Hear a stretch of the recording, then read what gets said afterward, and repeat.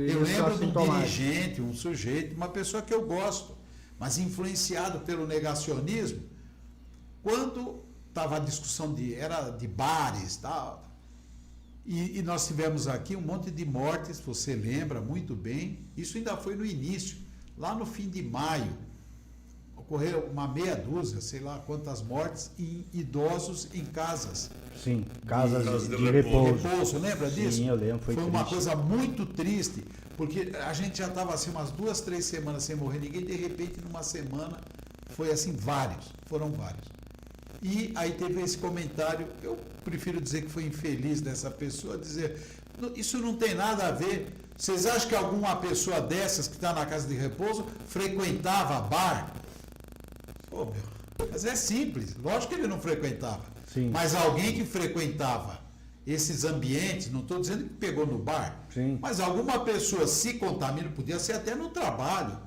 Porque a gente diz, fechou tudo, não. As fábricas funcionavam. E que nem uma casa de repouso, tem os entregadores que vão lá levar comida. Alguém introduziu. Não, nesse caso, depois foi bem estudado, não foi muito divulgado, mas chegou a sair na imprensa.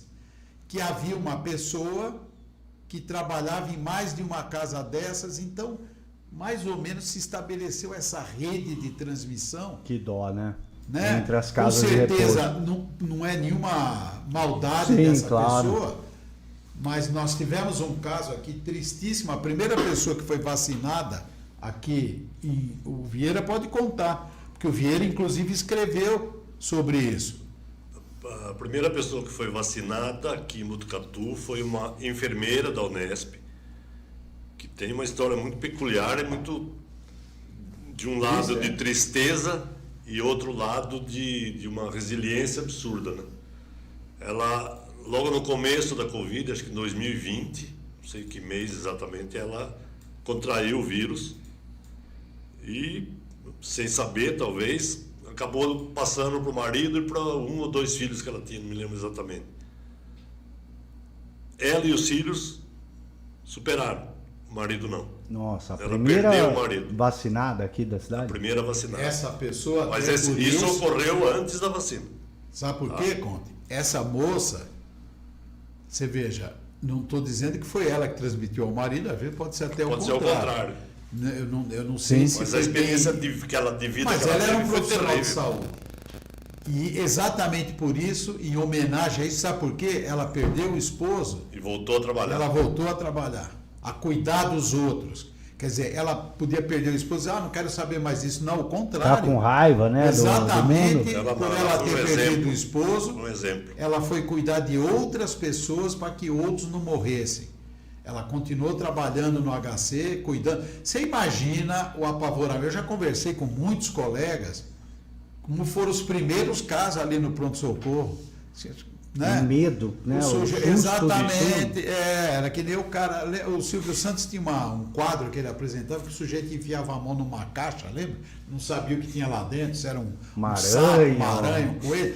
É igual. As pessoas realmente ficavam com muito medo, os profissionais. Natural também. Porque muita gente morreu. Morreram coisas que... Morreram muitos médicos, muitos enfermeiros. Não aqui, divulgadas. todo mundo lá fora. Sim. Nós colocamos nas nossas postagens e colocamos no livro. Uma das que mais me impactou foi que houve uma reunião em São Paulo entre médicos dos principais hospitais de lá, que eles estavam pensando em criar um protocolo para decidir quem ia sobreviver e quem não ia.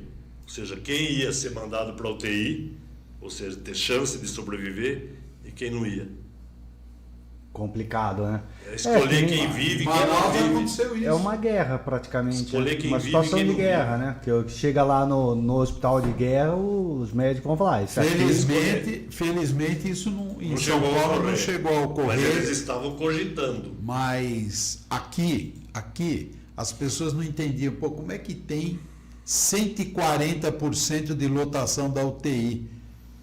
Eu ainda brincava com algumas amigas. Não, é que tem leite de UTI de casal lá. Fica duas. Quer dizer, se tem 40 leitos, como é que tem 60 pessoas internadas? Porque foram montando leitos extras. Se adequando à demanda. Mas o problema não é a cama. Sim, não é o respirador. é É o equipamento.